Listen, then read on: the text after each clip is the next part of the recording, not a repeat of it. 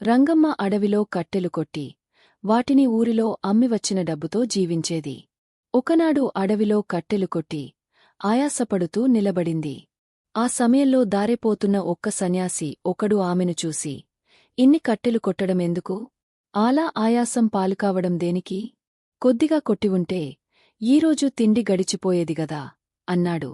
రంగమ్మ ఇంకా ఆయాసపడుతూ, ఈరోజు కొట్టిన కట్టెలవల్ల నాకు 3 రోజులు తిండికి ఇబ్బంది ఉండదు. ఈ 3 రోజులు అడవికి రాకుండా హాయిగా విశ్రాంతి తీసుకుంటాను అన్నది. సన్యాసి జాలిపడుతున్నట్టు రంగమ్మకేసి చూస్తూ, అమ్మా, ఈ శరీరం మరో క్షణంలో ఏమవుతుందో ఎవరికీ తెలియదుగదా. అలాంటప్పుడు రేపు అనే దానికోసం అంత తాపత్రయం దేనికి? అన్నాడు.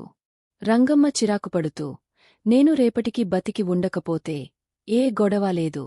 ఒకవేళ బతికి ఉంటే అడవికి రావాల్సిన శ్రమ ఉండదు, అవునా? అన్నది. సన్యాసి ఒక్కక్షణం నివ్వెరపోయి, ఈపాటి ఆలోచన, తార్కిక బుద్ధి మా గురువుకు కూడా లేవు అని గోనుకుంటూ వెనుదిరిగి వచ్చినదారి వెంటే వెళ్ళిపోయాడు. Thanks for watching. Please like and subscribe.